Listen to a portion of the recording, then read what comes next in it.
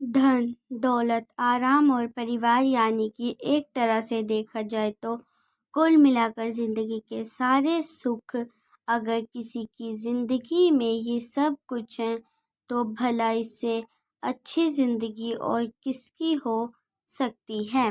लेकिन शायद ये सारे सुख एक इंसान के लिए तब बिल्कुल बेकार हो जाते हैं जब वो दीक्षा लेता है। दीक्षा यानी दुनिया की सारी मोहमाया त्याग कर अपना पूरा जीवन दिगंबर बनकर भगवान की शरण में गुजार देना।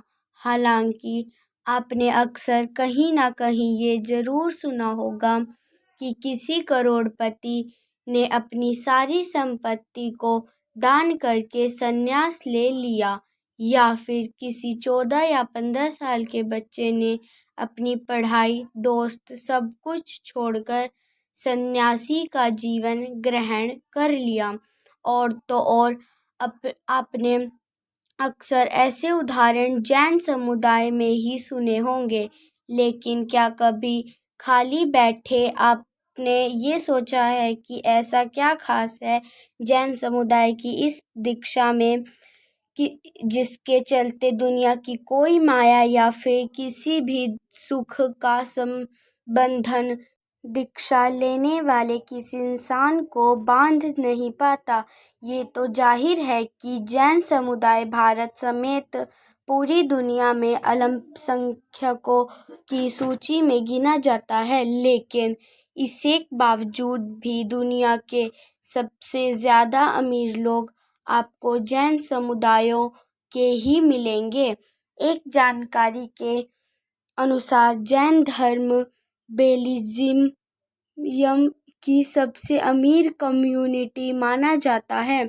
इतना ही नहीं, दुनिया का करीब 60% हीरे का बिजनेस जैन धर्म के लोग ही चलाते हैं। जहां एक तरह कुछ आंकड़े ये बताते हैं कि भारत में सबसे ज़्यादा एजुकेटेड लोग जैन समुदाय में ही पाए जाते हैं।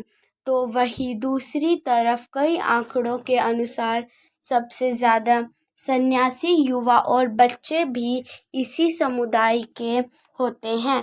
वैसे तो जैन धर्म की दीक्षा को समझने के लिए सबसे ज़्यादा ज़रूरी है इसकी मूल भावना को समझना।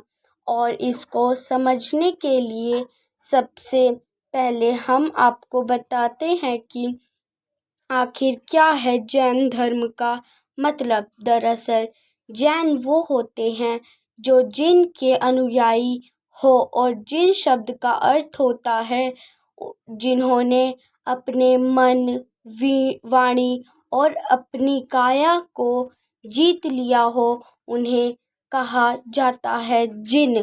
और एक जिन अनुयायी की पहचान ही होती है वस्त्रहीन तन, शुद्ध शाकाहारी भोजन और मन से साफ और निर्मल वाणी। दोस्तों, जैन धर्म 5 सिद्धांतों के आधार पर चल रहा है, जिनमें पहला आधार है अहिंसा। ये हिंसा के बिल्कुल खिलाफ है। इसके अनुसार हम किसी भी इंसान को जाने अनजाने किसी भी तरह का नुकसान नहीं पहुंचा सकते हैं। लड़ाई झगड़ा या फिर किसी के लिए नफरत की भावना रखना इसके आधारों में शामिल नहीं है। तो वहीं इसका दूसरा सिद्धांत है सच, और सच का सीधा सा मतलब है कि सही और गलत में से हमेशा सही को चुनना।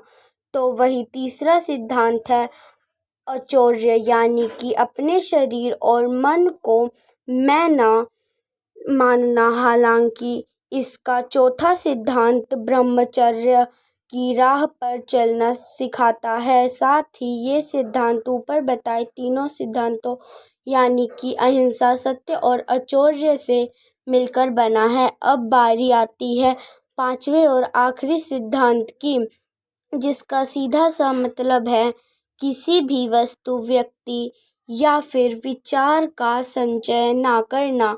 आपको बता दें कि इन पांचों सिद्धांतों को अपनाने के बाद ही महावीर को आत्मज्ञान की प्राप्ति हुई थी। वैसे तो जैन धर्म भी बाकी धर्मों की तरह यही संदेश देता है कि ना तो किसी के बारे में बुरा सोचें और ना ही किसी का बुरा करें, मगर इस धर्म में सनातन धर्म की तरह चुपचाप दीक्षा नहीं ली जाती है, बल्कि जैन धर्म में सभी रिश्तेदारों और समाज को बुलाकर एक समारोह का आयोजन किया जाता है, जिसमें लड़के साधु और लड़कियां साध्वी बन जाती हैं।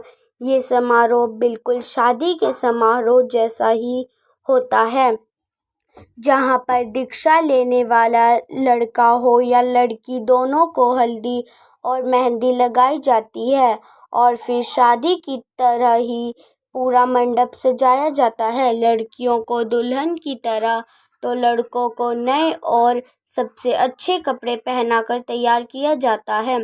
फिर घर से लेकर समारोह स्थल तक बैंड बाजों के साथ नाच गाकर बारात निकाली जाती है और बस यही आखिरी बार घर वालों बेटी या बेटा को आखिरी बार विदा कर देते हैं। समारोह स्थल पर जैन अनुयायी और मुनि मौजूद होते हैं, जहां एक आसन पर दीक्षा लेने वाले इंसान को बैठाया जाता है और बस वहां वो एक एक करके अपने पूरे श्रृंगार को उतार देते हैं।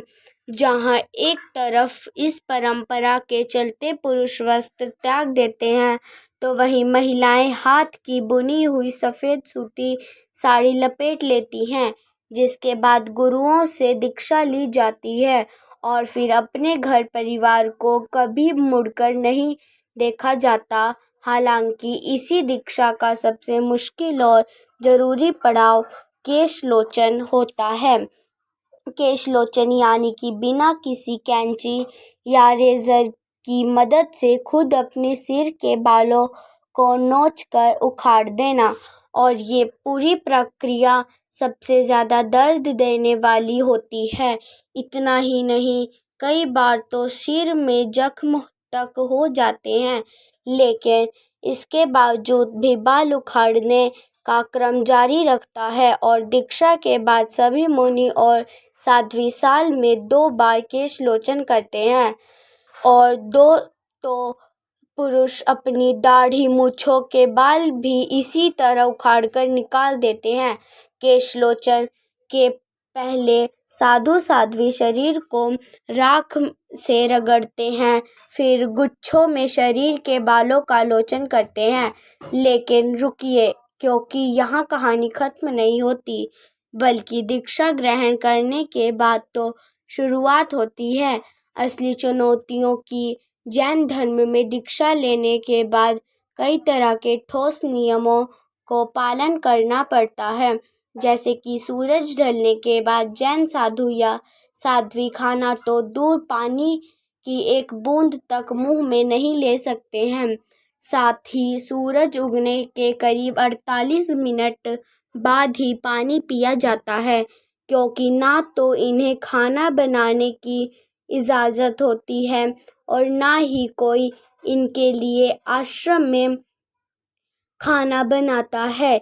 इतना ही नहीं, जैन मुनियों को एक घर से बहुत सारा खाना लेने की भी अनुमति नहीं होती है और उनके इस तरह पूरी जिंदगी शुद्ध आहार और पानी पीकर जीवन काटने को गोचरी प्रथा कहा जाता है। जैन साधुओं द्वारा भिक्षा लेने के भी कई नियम होते हैं, जिनका उन्हें पालन करना पड़ता है। अगर भोजन का दान करने से पहले किसी भी श्रद्धालु ने मुनि को नारियल, कलश और लोग के दर्शन नहीं कराए, तो मुनि बिना भिक्षा लिए ही लौट जाते हैं। और तो और, अगर भोजन में चींटी, बाल या फिर कोई अपवित्र पदार्थ आ जाए तो उसी वक्त साधु खाना छोड़कर बिना पानी पिए ही चले जाते हैं। हम अक्सर मजाक में या फिर कभी ज़िंदगी से परेशान होकर कह देते हैं कि ऐसी ज़िंदगी से बेहतर है कि संन्यास ले लेते हैं। भले ही ये शब्द हम बिना कुछ सोचे या जाने कह देते हो, मगर सन्यासी बनना जितना आसान केवल देखने भर से लगता है, उतना ही ज़्यादा हकीकत में मुश्किल होता है। जहाँ हम 4 कदम की दूरी भी बिना किसी वाहन के तय नहीं कर पाते, वहीं जैन साधु मीलों का रास्ता बिना पैरों में किसी चप्पल के पैदल तय कर लेते हैं। तो वहीं ना तो इनका कोई घर होता है, ना ही कोई एक ठिकाना। इन्हें कहीं भी ज़्यादा दिनों तक रुकने की भी अनुमति नहीं होती है। इन सब बातों से परे एक और चीज़ है जो थोड़ा हैरान करती है, और वो है ज़्यादा संख्या में बच्चों का दीक्षा लेना। इस धर्म में ज़्यादातर दीक्षा लेने बच्चे सामने आते हैं, और वो भी ऐसे बच्चे जिनमें ना तो सही गलत की समझ होती है और ना ही संन्यास को ढंग से समझ पाने की। जैन मुनियों और उनके उपदेशों से प्रभावित होकर अगर कोई 20 या 22 साल का युवा दीक्षा लेने की बात कहता है, तो शायद इस बात को पचा पाना इतना मुश्किल नहीं होगा। लेकिन वही जब 8 या 10 साल का बच्चा दीक्षा लेता है, तो ये हमारी समझ से तो बिल्कुल परे है।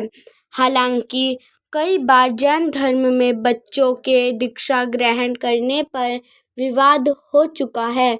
दरअसल इस मामले को लेकर पहली बार विवाद तब हुआ जब दीक्षा लेने लिए हैदराबाद की 13 साल की आराधना 4 महीनों से व्रत कर रही थी, और व्रत खत्म होने के बाद अचानक दिल का दौरा पड़ने से उसकी मौत हो गई। हालांकि इस घटना के बाद ना तो उसके परिवार ने और ना ही जैन समुदाय के लोगों ने इसका कोई विरोध किया, मगर इस घटना का बाल संरक्षण आयोग ने काफ़ी विरोध किया, जिसके बाद कई बार इन मामलों को अदालत तक भी पहुंचाया गया, मगर अभी तक इसको रोकने के लिए कोई ठोस कदम नहीं उठाए गए हैं। जाहिर है, किसी भी धर्म में मोक्ष हासिल करने के लिए लोग संत, साधु या संन्यास की राह चुनते हैं, मगर जिस उम्र में बच्चों को अपनी पसंद नापसंद ठीक से मालूम नहीं होती, शादी करने का अधिकार या वोट देने का अधिकार नहीं होता, समाज की अच्छाई और बुराई की दूर दूर तक कोई पहचान नहीं होती, उस उम्र में संन्यास लेने का फैसला करना किसी बच्चे की इच्छा तो नहीं हो सकती, क्योंकि संन्यास लेना सही मायने में देखा जाए तो बच्चों की समझ से बिल्कुल परे है। तो दोस्तों, ये आपको कथा कैसी लगी कमेंट करके ज़रूर बताइएगा, और कहानी अच्छी लगी हो तो लाइक और सब्सक्राइब ज़रूर कीजिएगा।